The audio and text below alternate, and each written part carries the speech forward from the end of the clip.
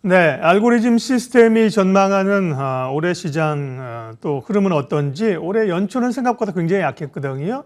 남은 상반기 또 하반기를 보면서 시장 전망하겠습니다. 로보피아 투자자문 이대우 대표님 오셨습니다. 어서 오십시오. 네, 반갑습니다. 연초에 오셔서 이제 사실 주식시장은 좀 리스크 관리하자 어렵다고 하셨고 부동산은 꼭 굉장히 강할 걸로 예측을 하셔서 좀 뜻밖이라는 생각을 들었는데요. 1월에 주가가 결국 많이 하락했습니다. 이 로보피아 투자자문의 알고리즘, 줄여서 로피군요. 이름은. 현재 전망은 어떻습니까? 네. 1월 3일 날 저희가 뵀었잖아요. 예. 그때 뵀을 때 암호화폐하고 주식 쪽은 6월 말 7월 초까지는 좀 안 좋게 보자라고 이야기 드렸는데 네. 이제 중반 정도 왔거든요. 중반 정도 왔는데 중간 정도만 해보면 현재 오늘 장 빠진 거 감안하면 뭐 고점 대비 한 20% 빠졌다고 봐야 되거든요. 1월 3일 이후로도 뭐 거의 13% 가까이 빠진 상황이라서 네. 여기서 반등을 기대하기는 어렵고요. 안타깝지만 뭐 추가적인 하락을 생각하셔야 된다고 봐야 되고요. 중요한 거는 이제 회복 기간이잖아요. 네. 회복 기간인데 뭐 전 세계 통계치가 나와 있습니다. 통계치가 뭐냐 그러면 10% 하락했을 때 회복 기간을 뭐 아주 좋은 케이스에는 한 달 정도 보고요. 예. 20% 하락하게 되면 회복 기간을 한 3개월 이상 보거든요. 그럼 현재 시간 기준으로 20% 이상이기 때문에 하락은 추가 하락하더라도 추가적으로 회복 기간은 또 상당 기간 걸린다고 보셔야 될 것 같아요. 네. 그러면 3, 4, 5, 그죠? 1월에 밀렸다고 하더라도 3, 4, 5, 4, 5, 6 이렇게 봐야 된다는 말씀이시네요. 예, 1월 달에 저희가 예상한 값은 4월 달에 바닥을 보는 걸로 저희는 예상하고 있거든요. 네. 그래서 그건 아직 바뀌진 않았어요. 지난번에 1월 3일 날 방송에서는 저희가 목표가를 2,550에서 한 2,650 레인지로 보자고 했는데 네. 지금 저점이 2,591이거든요. 1월 달에. 근데 지금 그게 추가적으로 더 깨지는 걸로 그렇게 보셔야 될 것 같습니다. 네. 예. 그렇게 좋은 전망을 하면 사실 기분 좋게 오래 얘기하고 지수를 팍팍 얘기하는데 예. 아무래도 부정적인 전망이니까 부정적인 전망은 사실 맞아서 예측이 그대로 맞더라도 사실 좀 부담스럽습니다. 그죠? 그래서 맞습니다. 예. 그 부분을 좀 조심스럽게 얘기하시는데 어쨌든 지금 또 알고리즘이 얘기하는 이대우 대표님의 알고리즘이 얘기하는 시장은 여전히 약세다. 네. 예. 약세 국면 돌아 나오는데 시간이 더 필요하다. 예, 상당히 필요합니다. 예. 네, 솔직히 그렇게 얘기를 말씀해 주셨고요. 시장의 이제 내부적인 질적인 흐름도 기술주들이 많이 꺾이면서 소위 이제 미국의 그 잘 나가는 캐시우드의 시대가 저물고 다시 워렌 버핏의 시대가 온다. 네. 가치주가 주목받는다. 이런 얘기들 하는데요. 가치주와 성장주 측면에서 보면 여전히 성장주가 좀 어려운가요? 어려운 정도가 아니죠. 네. 지금 국내 해외 펀드 중에서 성과가 제일 안 좋은 주식형 펀드들이 공모펀드들 기준으로 팡 주식이거든요. 그 기술주들의 하락이 주도하고 있고 방송 들어오기 전에 나스닥도 보니까 나스닥도 2% 이상 지금 장중에 아시아 시장에서 빠지고 있거든요. 예. 그래서 상대적으로 뭐 기술주가 월등하게 안 좋다라고 표현할 수 있지만 한 가지 참고로 아셔야 될 게 뭐냐 그러면 선택이잖아요.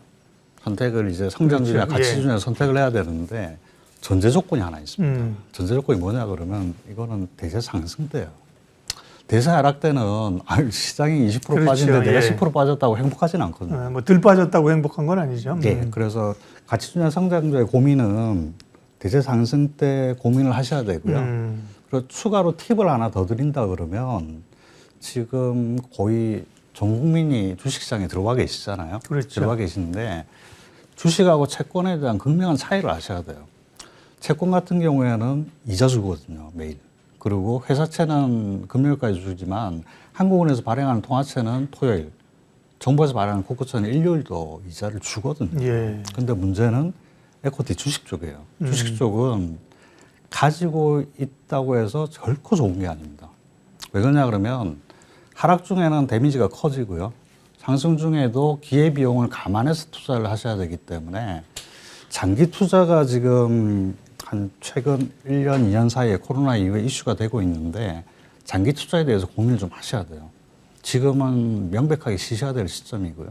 투자를 하실 때 기준으로 움직이셔야 된다는 거고요. 아마 끝나고 또 유튜브 방송을 할 건데 그때 또 추가적으로 팁들을 또 오늘 온 김에 제공하고 가도록 하겠습니다. 네. 예. 사실은 뭐 이제 말씀하신 것도 이제 추세가 굉장히 중요하잖아요. 예. 추세 속에서 기회를 찾을 수 있는 거고, 뭐 저도 추세를 볼 때는 이제 주봉을 가지고 보는데, 예. 우리 시장은 사실은 지난해 코스피는 제가 보는 기준으로 7월 예. 말, 코스닥은 이제 8월 이렇게 해서 사실 추세가 좀 무너졌고, 그렇죠. 미국도 이제 보면 미국은 이제 올 연초에 추세를 예. 좀 깨는 흐름들이잖아요. 예. 글로벌 시장 해외는 어떤지 좀 평가해 주세요. 미국부터 해서. 해외 쪽 들어가시게 되면 이제 전체적으로 보셔야 되는데 일단 메인이 미국이지 않습니까? 그렇죠. 예. 미국은 예 박사님 정확하게 진단하신 네. 대로 뭐 연말 연초에 무너진 상태고 저희 회사만 하더라도 1월 3일 날 방송하고 1월 4일 날 포지션을 제로로 가버렸거든요. 예. 그리고 최근에 포지션 구축하고 있는 쪽은 이제 원자재 쪽, 기금속 쪽, 그다음에 인버스 쪽 이렇게 투자를 하고 있는데 뭐 아무래도 지금 이슈가 되고 있는 거는 유럽 쪽이니까 유럽 쪽을 먼저 보셔야 될 것 같아요. 유럽 쪽 화면 보시면 지금 유럽 쪽을 지금 16개국을 저하고 지금 같이 보실 거예요. 예. 근데 이제 좌측 상단에 보면 유로스탁스가 있는데 유로스탁스가 지금 가장 강하게 하락하고 있어요. 그리고 이 파일은 뭐 저희가 내부적으로 모니터링 하기 위해서 급하게 저희가 1월 달에 만든 건데 이 화면 8개국은 유럽의 메인 국가들이에요. 유로스탁스를 비롯한 독일, 영국, 프랑스, 그 다음에 안전자산의 중심이죠. 스위스. 그리고 제일 우측에 보면 스페인하고 포르투갈을 나왔는데 이걸 왜 넣냐 그러면 전쟁이 확산되는 제일 마지막 단계가 이베리아 반도인데 그쪽 지역 주가도 보려고 지금 모니터링 하고 있는데 예. 지금 가장 멀리 있는 포르투갈도 이제 깨지기 시작했습니다. 깨지기 시작했고요. 다음 시장 보시면요. 다음 시장 보시면 이제 핵심이죠. 핵심 지역. 핵심 지역이라고 하면 지금 현재 우크라이나하고 가장 인접한 국가들인데 지금 전체적으로 폴란드를 비롯해 가지고 전체적으로 안 좋습니다. 안 좋은 정도라고 말하기 민망할 정도로 하락하고 있거든요. 근데 지난주 이슈가 됐었던 게 뭐냐 그러면 중립국이죠. 우측에 보면 이제 스웨덴하고 핀란드가 있는데 이쪽은 중립국가예요. 중립국가인데 드디어 이제 우크라이나에 무기를 공급하기 시작했거든요. 그렇죠. 예. 독일만 하더라도 처음 전쟁이 났을 때는 방탄 1m 5,000개 제공이 다였어요. 그런데 지금 지난주에 미사일을 제공하기 시작했거든요. 그래서 이제 확산되는 상황이기 때문에 유럽을 기점으로 해서 여러 국가들이 한번 충격을 받는 걸로 생각을 하셔야 될 것 같고요. 문제는 아시아잖아요. 저희가 있는 쪽이 아시아인데 아시아 쪽 홍콩 한번 띄워주시겠습니까? 홍콩 증시인데 충격적인 게 잡혔어요. 지금 가운데 차트 하단이 주간이고요. 이게 장중에 지금 들어오면서 바로 업데이트해서 들어왔는데 네. 3.4% 빠지고 있거든요. 그래서 저점을 다시 갱신했다는 거고 제일 좌측 상단이 연간 차트인데 64년부터 나온 홍콩 데이터 기준으로 역사적으로 처음 나온 데이터예요. 왜 그러냐 그러면 빨간색이 연봉 22평이거든요. 연봉 22평을 깬 거는 64년도 이후에 처음입니다.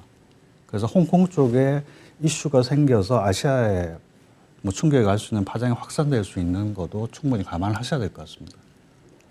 네.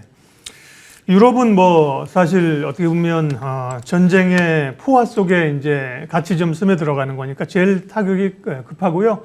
지난 금요일도 미국은 뭐 다우 기준으로 1% 중반인데 유럽은 3%, 4% 예, 급락을 했고요. 아시아 쪽은 그러게요. 중국은 상대적으로 연저한데 홍콩은 뭐 지난해부터 많이 흔들렸었고 그러면 이제 궁금한 게 말씀하신 것처럼 어쨌든 중심을 잡고 있는 거는 이제 미국 시장이잖아요. 예. 미국도 보면 S&P 다우 같은 거는 아직은 견조한데 기술주가 이제 나스닥이 많이 흘러내리거든요. 미국도 역시 하락 추세입니까? 네, 미국을 보실 때 우리하고 가장 민감하게 보셔야 될 게 지금은 나스닥이 아니라 필라델피아 반도체거든요. 예.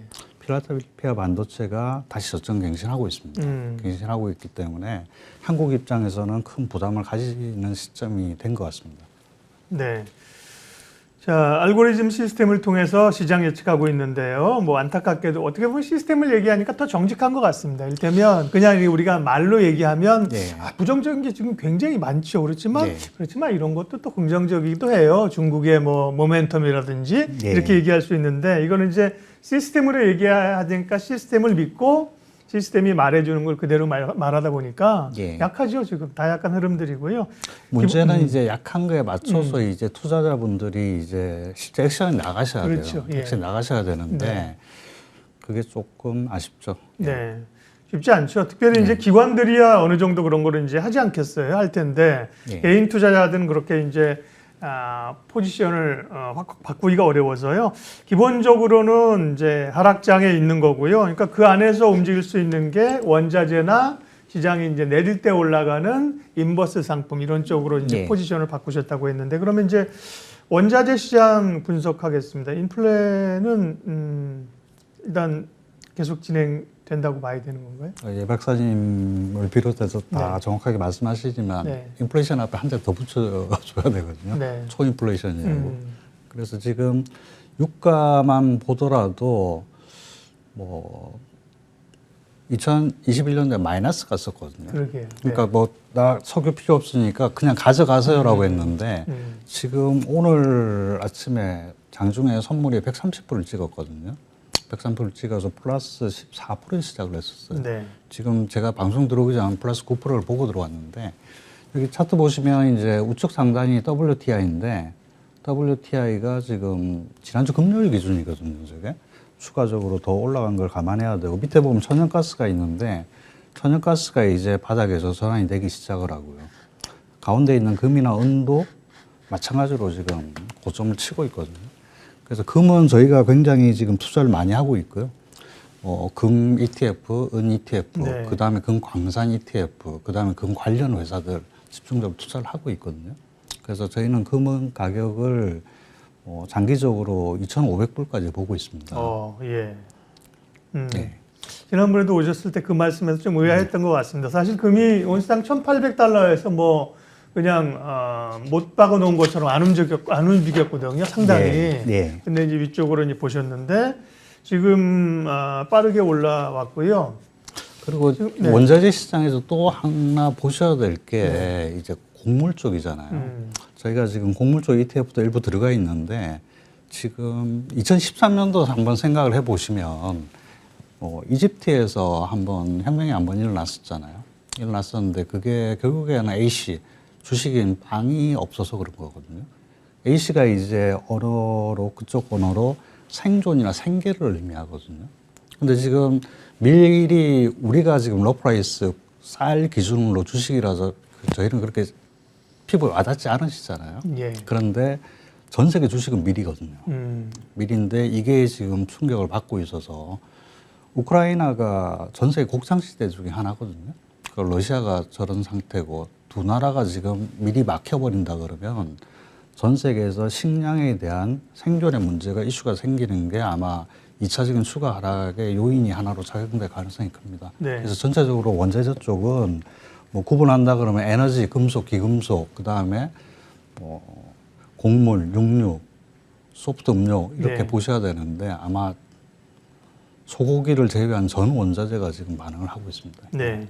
그러니까 시장 불안한 거지만 투자자 입장에서는 원자재 ETF는 계속 투자할 만한 거죠. 투자의 기회고요. 잠시 네. 화면 한번 잡아주시면 지금 저희 회사 플랫폼에 네. 지금 그 미국 쪽을 보시면 저희가 이번에 투자자분들한테 새로운 투자처를 제공하기 위해서 저희가 작업을 해놓은 게 지금 금하고 실버 쪽을 저희가 굉장히 보강을 많이 해놨어요. 금이랑 은이요. 예. 네. 금하고 은 쪽을 보강을 해놨는데 여기 들어와서 보시면 실시간으로 자료를 딱 뜨다 보니까 조금 버퍼링은 있지만 좋습니다. 네. 실질 네. 자료를 보니까요. 여기 예. 보면 이제 저희가 금하고 은 쪽에 추천한 ETF하고 종목이 47개가 있는데 예. 47개 중에 마이너스 떠 있는 게 한 건밖에 없거든요. 그럼 전체적으로 들어와서 한번 보시면 새로운 투자 기회를 찾으실 수 있을 것 같습니다. 네. 예. 원자재 강세 그리고 그에 따른 ETF 전략은 유효하고요. 외환 시장은 어떨까요? 이제 세상이 불안해지니까 달러가 강세로 가고요. 예. 달러 인덱스가 뭐 거의 100에 접근했으니까 우리 원화는 이제 환율 상승, 예. 원화 약세로 가는 건데요. 예. 그에 따라 그럼 이제 달러를 사야 되는 건가요? 이거는요? 네. 거기에 대한 반론을 제시할 수는 없고요. 예. 그러니까 문제는 이제 달러가 어디까지 갈 거냐인데 원화 기준으로 한번 역산을 해서 한번 해보려고 하거든요. 예. 원화 지금 환율 화면이 떠 있는데 좌측 상단이 지금 연간 차트거든요. 네. 근데 대한민국 달러원 스팟 시장인데 뭐 삼각 수렴 이후에 탈출한 사각형에 보면 탈출한 게 잡히는데 아마 올해 처음 잡혔습니다. 쉽게 이야기 드려서 대한민국 달러원 현물 시장에서 역사적인 이벤트가 생겼다고 보셔야 돼요. 그리고 그 밑에 보시면 이제 분기 차트인데 지금 워낙 이벤트가 크기 때문에 일간, 주간, 월간으로 해석을 할 수는 없거든요. 분기 차트를 보시면 다음 저항대라고 할 수 있나 목표가라고 할 수 있는 데가 현재 1310원이 잡힙니다. 지금 1200원대 올라선 거 가지고 지금 충격이 있는데 예. 저희 내부적으로는 1310원까지는 준비를 하고 있습니다. 그 네. 말은 원화의 저주라는 표현밖에는 내릴 수가 없거든요. 원화를 들고 있으면 원화 자체로도 충격을 받고 주식 쪽을 투자해서 이중으로 충격을 받는 구조인데 미국 쪽을 투자하시지는 않더라도 달러는 들고 계셔야 돼요. 네. 예. 혹은 이제 뭐 예. 수출 거래를 하신다든지 뭐 해외 송금하시는 이런 분들도 이제 원화 약세 추세를 다 인지를 하고 계실 것 같고요. 그리고 지금 네. 이슈가 되고 있는 러시아 환율 한번 띄워주시겠습니까? 네. 러시아 루블 루브라. 쪽도 제가 네. 준비를 해서 올렸는데 네. 좌측 상단이 역시 연간인데 지금 4.67 루블이었어요. 근데 지금 지난주 금요일 종가가 121 루블이거든요. 그럼 환율이 96% 네. 절하가 됐거든요. 네. 그리고 지금 빨간색으로 사각형 칠해 놓은 게 2014년도 크림반도 때 충격인데 그때보다 더 큰 충격이 진행이 되고 있어요. 그래서 이제 뭐 저희는 굉장히 회사 자체가 데이터 분석을 할 때 환율에 굉장히 집중하거든요. 왜 그러냐면 경기라는 게 자금의 이동이잖아요. 자금의 이동을 확인할 수 있는 게 환율이기 때문에 이번 러시아 충격 나오기 전에 루브라에서 먼저 이번에 시스템에서 잡혔거든요. 예. 그래서 환율 쪽 모니터링을 뭐 계속 집중해서 해서 시장에 계속 알리도록 하겠습니다. 네. 예. 알고리즘 시스템을 통해서 시장 또 원자재 시장, 외환 시장 전반적인 경제 현재 흐름은 어떤지 체크를 하고 있습니다. 그러면 다시 한번 정리해 주시면요. 주식 시장은 어쨌든 약세 국면이다. 그 안에서 뭐 약세 속에서 치고받을 수 있는 건 있지만 기본적으로 흐름 자체가 하락 패턴이라는 걸 인지하고 원자재나 인버스 말씀하셨는데 그러면 이 섹터 포트폴리오를 어떻게 가져가야 됩니까? 지금 상황에서. 이게 실시간으로 한번 보시면 재미있을 네. 것 같아서 제가 지금 준비를 하고 있는데 네. 화면 한번 띄워주시겠습니까? 저희 프로그램을 검색을 해보면 지금 현재 2,500 종목 중에서 현재 검토 대상이 34종목밖에 안 뜨거든요. 국내 증시에. 네. 근데 이제 산업재라든지 공공재가 뜨는 거 봐서는 지금 계속 저희가 나누고 있지만 원자재 관련주나 네. 아니면 이제 에너지 관련주가 있겠지만 그 외에 추가적으로는 지금 소재도 설명드렸지만 이제 무기가 지금 러시아로 들어가고 있잖아요. 그래서 국내든 미국이든 방산업체들, 미사일 이쪽 관련된 쪽 업체들 주가들이 지금 계속 고점을 치고 있거든요. 그래서 방산주 관련된 종목들, 뭐 미국이든 한국이든 네. 그쪽에 추가적으로 관심을 가지셔야 될 것 같습니다. 예. 앞서 이제 에너지 원자재, 그 다음에 방산 관련주 포트 가지시면 좋겠고요. 다음 이제 주식시장을 조금 벗어나서 가상화폐 쪽도 많이 당연히 흔들리고요. 약간 그 가상화폐 투자자들의 고민이 이전에는 이렇게 불안할 때 금의 대체 상품으로서의 어떤 이런 자산인데 요즘은 이제 가상화폐가 비트코인이 나스닥이랑 거의 뭐 같이 움직여가지고 이게 어렵더라고요. 네. 가상화폐 시장에서 상관계수라고 그러잖아요. 콜레이션이 그러니까, 주식 쪽하고 같이 움직이는 걸 봐서는 글로벌 투자자들이 이걸 위험 자산으로 분류를 그러게요. 하고 있는 것 같아요. 지금 화면에 뜨고 있는데 지금 가운데 상단이 일간 차트거든요. 근데 비트코인. 예. 네. 고점 저점 사이에서 막혀 있는데 아마 지금 한 50% 레인지에 있거든요.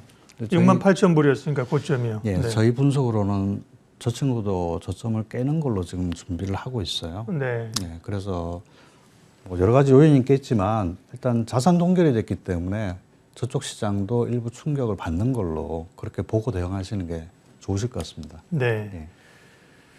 가상화폐까지 봤고요. 네. 알고리즘을 통한 시장 전망하고 있는데요. 로보피아 투자자문 이대우 대표님 만나고 있습니다. 부동산 얘기도 좀 하겠습니다. 워낙 사실은 이제 저희도 이대우 대표님 처음 만날 때 저도 좀 의아했던 게 뭐 예. 주식이나 유가나 이런 자산에 대해서는 알고리즘으로 얘기하지만 아니 부동산을 할 수 있어요. 그랬더니 부동산은 굉장히 그 비중을 많이 두고 보신다고 했고 예. 부동산이 이제 다 빠지는 거 아닌가 싶은데 굉장히 강하게 보셨었잖아요. 최근 예. 부동산 시장 현황은 어떻습니까?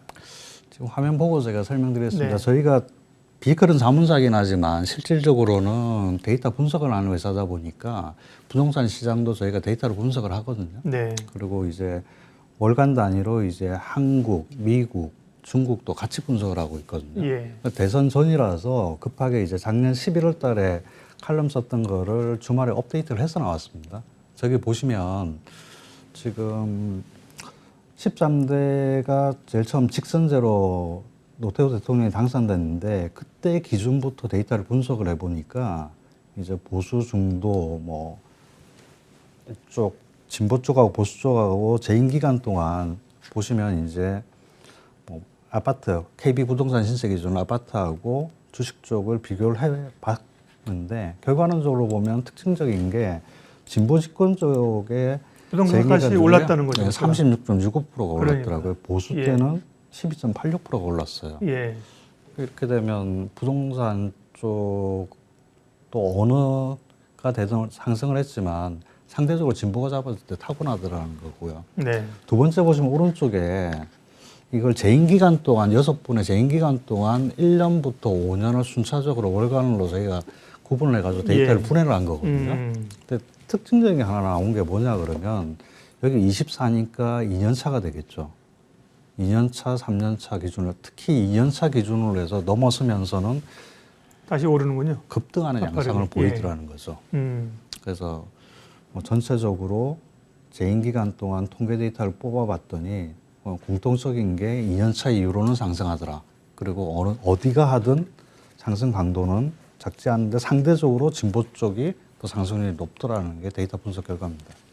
이게 뭐 해석하기 굉장히 어렵습니다. 이제 팩트는 네. 그렇고요. 이제 숫자로 나온 거에 그거는 이제 상승을 맞고 그러면 뭐 진보 정권은 부동산 값을 올리려고 노력해서 올랐느냐? 아니요. 잡으려고 엄청 노력했죠. 네. 26번이나 했으니까. 그러니까 그 말은 이제 사실은 또 지금 최근에 부동산 오른 것들은 사실은 유동성이 풀린 요인이 사실 제일 크잖아요. 네. 근데 유동성이 네. 이렇게 풀린 상황에서 지금 금리 인상 사이클로 들어가지 않습니까? 네, 네. 그러니까 금리 인상 사이클에 부동산이 상승하는 특이한 결과를 보고 있어서 저희도 지금 관심 있게 계속 매달 업데이트하면서 모니터링하고 있습니다. 그러니까요. 어쨌든 제 말은 어느 정권이라도 부동산을 막 올리려고 하지는 오히려 보수 정권에서 그때 박근혜 대통령 그다음에 그 누구예요? 그 기재부 장관 하던 예. 예, 그때는 막 규제 막 풀고 올리려고 막 오히려 했었거든요. 최경환 예. 장관 있을 때요. 그랬었죠. 근데 많이 풀었었죠 그때. 숫자로 보면 어쨌든 진보 정권에서 부동산이 값이 올랐고 보수 정권 떨어진 그런 걸 얘기하셨는데요. 예.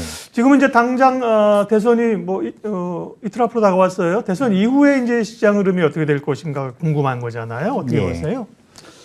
뭐 지금 데이터를 한번 예, 모든 걸 다 데이터로 말씀하십니다. 그러니까 국내 쪽으로 한번 보시죠. 네. 화면 한번 잡아주시면요. 네. 현재 여기 보시면 이게 86년도부터 아파트 인덱스 상승률이거든요. 정말 가파르게 상승을 했었는데 일정 기간은 조정이 나오는 구간이 있었어요. 이게 IMF 때고 그리고 모기지 때는 저희가 영향을 안 받았어요. 모기지 때는 영향을 안 받았고 최근 2년 사이에 이렇게 오른 그렇죠. 거거든요. 예. 근데 문제는 재밌는 게 뭐냐 그러면 전 세계에서 우리만 가지고 있는 데이터가 있어요. 전세를 제가 넣어보면요. 전세 상승률이 부동산 상승률을 앞지르고 있습니다. 그리고 이 구간을 보시면 아, 위에 게 전세군요. 예. 네네. 매매가 조정 구간에 있을 때 전세가 상승을 했었고요. 그리고 여기도 상승이 완만한데 가파르게 상승을 했었거든요. 그래서 전세가가 꺾이기 전에는 한국 부동산은 꺾이기 쉽지 않고요. 어느 분이 어느 당이 대통령이 되시든 매매가를 잡으시려는 노력보다는 전세가를 잡는 쪽으로 정책이 나와주는 게 일반 국민들한테 효과적인 영향을 미치는 걸로 분석 결과가 나왔습니다. 예. 네. 뭐 저희가 사실 부동산 시장 전망은 아닌데 자산 시장을 쭉 분석을 네. 하다 보니까 부동산 얘기를 또 하는 거예요. 네. 이게 부동산 오르는 거는 최근에 사실은 한 2년 동안 오른 건 우리만의 얘기는 아니잖아요. 미국도 그렇고 전 세계적으로 다 올랐잖아요. 뭐 가장 비교를 많이 네. 하는 나라가 이제 한국하고 미국인데 네. 그것도 지금 데이터를 가져왔으니까 같이 한번 보시죠. 예, 예. 지금 보시면 지금 빨간색이 한국이고요. 파란색이 미국인데 여기는 지금 수익률로 저희가 바꿔서 왔거든요. 두 나라 네. 기준이 틀리기 때문에 수익률 전환시켜서 맞춰왔는데 뭐 미국 데이터가 2000년부터 있다 보니까 2000년부터 데이터를 봤더니 미국이 모기지 때 충격을 엄청 받았습니다. 리먼 사태 때 그렇죠. 예. 모기지 충격 받았을 거고. 73%가 빠졌었어요. 근데 문제는 2000년 코로나 직전에 회복을 했다는 거고요. 회복 이후에 상승 속도가 네. 굉장히 가파른 걸 보실 수가 있어요. 한국보다 더 가파른 게 나타났거든요. 예. 기준 시점 대비로 수익률로 따진다 그러면 한국이 월등하게 높지만 최근 진행되는 속도를 봐서는 미국이 한국보다 더 가파른 영향을 받고 있다는 거죠. 결국 네. 이제 뭐 부동산을 잡으려고 하는 노력들은 각계에서 많이 하고 계시지만 이게 한국의 문제가 아니었다는 거거든요. 그렇죠. 최근에 네. 상승은 이제 그렇게 나타났고요. 예. 국내는 지금 보니까 뭐 초고층 아파트 또 규제도 푼다고 하고 있고 예. 결국 이제 지금 대선 주자들이 누구나 공이 부동산을 잡기 위해서 공급도 늘린다고 하고 있는 거잖아요. 예. 그런 게 어떻게 될 것인가. 지역별로는 이게 사실은 근데 최근에 오를 때는 서울 먼저 오르고 예. 강남 먼저 오르고 수도권 오르고 지방 오르고 이랬는데 예. 지방 부동산은 또 확 꺼지는 것 아닌가 이런 우려도 좀 있던데요. 그런 그 지역별로 데이터도 가지고 계세요? 우려는 그렇게 나타나는데 네. 지금 이게 6월 말장이거든요. 예. 앞에 보시면 6월 말장 자료인데 지금 수익률 등락률 순이죠. 등락순으로 소팅시켜서 보면 전주, 강릉, 창원, 이천, 전주, 양산, 군산 이렇게 잡히거든요. 그러니까 작년도의 부동산 특징은 서울 외에 수도권과 충청권이 이슈였어요. 그렇죠. 그런데 예. 12월 말, 1월, 2월의 공통점이 뭐냐 그러면 제가 매달 결과를 뺀 때도 올리거든요. 텔레그램도 올리고. 그런데 올해 특징은 충청이 이남이 강세로 또 들어오고 있어요. 그러니까 시장에서 분석하는 거하고 데이터 결과 값은 완전히 뒤집어져서 나오고 있거든요. 예. 그래서 저희는 데이터를 보고 움직이시는 게 안전하다고 보고 있고요. 추가적으로 지금 이 데이터는 어제 저녁에 제가 작업을 해서 온 건데 지금 19대 대통령 재임 기간 동안 가장 상승률이 높은 지역을 저희가 소팅을 시켜서 온 거거든요. 소팅시켜서 온 건데 보시면 지금 노원 쪽이에요. 노도관이라고 노원이 얘기하는. 네. 1등으로 나왔고요. 예. 그리고 여의도 바로 옆이죠. 광명이 이렇게 나왔고 그 다음에 이제 서울 쪽에는 구로구, 동작구, 양천구, 마포구 그 다음에 인천 쪽에 연수구, 수원 결국 강남의 메인 지역으로서는 송파구가 17에 나온다는 거죠. 그래서 지금 결론적으로 쉽게 판단하셔가지고 전국하고 지방하고 스프레드가 좁혀졌어요. 그리고 매매가보다 전세가 상승률이 높고 그렇다 그러면 갈 길은 하나밖에 없습니다. 상승밖에 안 잡히거든요. 그래서 어디가 정권을 잡으시든 통계 분석상 매매보다는 전세가를 잡는 쪽에 추적하셔야지만 서민분들이 좀 안정권을 찾으실 수 있을 것 같습니다. 네. 네. 부동산 얘기는 이제 그렇게 해서 네. 마무리하고요. 전체적인 거 좀 정리 좀 그럼 하고 갈게요. 네. 사실은 투자자들은 올해 시장 전체적으로는 네. 뭐 물론 이대우 대표님은 올해 약할 걸로 말씀하셨지만 시장 전체적으로는 1월 효과 이런 걸 기대했었는데 1월에 아주 처참하게 시장이 어려웠고요. 네. 2월 흔들면서 3월에 조금 기대감을 가지고 있는데 그것도 녹록지 않아 보입니다. 지금 예. 시장에서 그러면 이제 주로 이제 주식 맞춰서 예, 말씀드리는 겁니다. 투자자들은 어떻게 됩니까? 전략 마무리 좀 해주세요. 네. 예, 전략은 일단 현금을 확보하셔야 된다. 그리고 현금이 확보된 현량의 상당 부분을 달러로 전환하셔야 된다. 네. 그리고 국내 투자는 제한되게 원자재나 방산 쪽에 들어가시고 좀 기다리셔야 된다. 그리고 공격적인 투자자분들이라면 저희처럼 인버스터 공략을 한번 해보셔도 될 것 같아요. 그리고 4월에 저희가 바닥을 보고 있는데 4월에 바닥이 잡히면 저희 회사 SNS 쪽에 다시 올리도록 하겠습니다. 예. 네. 그때 이제 소위 이제 바닥에 그 시그널들이 좀 지표상 잡히게 되면 한 번 더 오셔서 예. 점검을 해주시면 좋겠습니다. 예. 알고리즘 시스템이 예견하는 지금 현재 금융시장 현황들 점검했습니다. 로보피아 투자자문 이대우 대표님 함께 해주셨습니다. 대표님 고맙습니다. 네, 수고하셨습니다.